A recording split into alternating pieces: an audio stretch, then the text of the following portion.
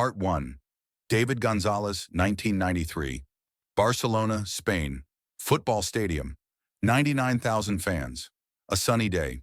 22-year-old athlete David Gonzalez is on the field. His dream is to play for the national team. His whole life was a preparation for this moment. Before the game in the locker room, he ate peanuts. Ordinary, harmless peanuts. But there was a small spot of mold on one nut. Aflatoxin is one of the deadliest poisons on Earth. An hour before leaving, his heart stopped. He fell in the locker room. I never went to the stadium. His parents were waiting in the stands. His sister was screaming his name.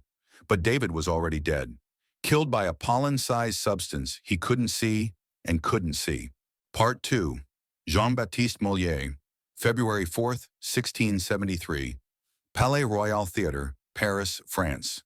The greatest comedian of France performs in his last play, The Imaginary Patient, about a man who is afraid of death. On stage, he coughs. The audience laughs, thinking that this is a role, an actor in character. Brilliant performance. But this is not a game. This is tuberculosis, an illness that destroyed his lungs for months. Molière continues his performance, fighting for his breath. In the last scene, he delivers a monologue about death, about the inevitability of the end. His voice trembles.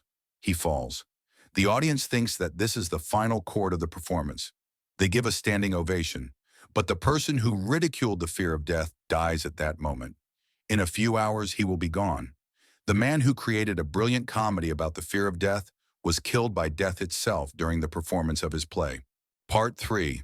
Marie Curie. July 7th, 1934. Saint Louis Hospital, Paris, France. The first woman to win the Nobel Prize. Discoverer of radium and polonium. The woman who changed physics forever. But she worked with radium with her bare hands. She kept it in the pockets of her coat. Her hands are painted brown. Her fingers darkened. The substance she had discovered was slowly destroying her body. She saw symptoms. Pain in her hands, inexplicable fatigue, strange bruises. But she continued to work. Science demanded sacrifices. Her daughter Irene also worked with radium. I didn't defend myself either. History repeated itself. Aplastic anemia. The bone marrow stopped producing blood cells. The creator was destroyed by her own discovery. She knew the reason. She opened it. The great scientist died, understanding the exact mechanism of her own death. Part 4. Harry Houdini. October 31st, 1926. Stratford Theatre, Detroit, America. The greatest illusionist in the world. His real name is Eric Wise, a Hungarian immigrant who conquered the world. He can get out of chains, out of sealed boxes, out of straitjackets. A man who fought death with illusion. On stage, he challenges the audience to punch him in the stomach, demonstrates the invulnerability of his body. On Halloween, a young man strikes him an unprepared blow. Houdini fell but continued his performance. The trick must continue. The show cannot be canceled. A few days later, appendicitis developed, inflammation as a result of a stroke. His body, trained to fight death, turned out to be defenseless against a simple bacterial infection. The illusionist died in agony. A man who had conquered death all his life was killed by inflammation. Part 5. Laszlo Ayb, October 23, 1989. Streets of Budapest, Hungary, 1989. Revolution. The wall falls. Communism is collapsing. 100,000 people in the streets of Budapest are demanding freedom.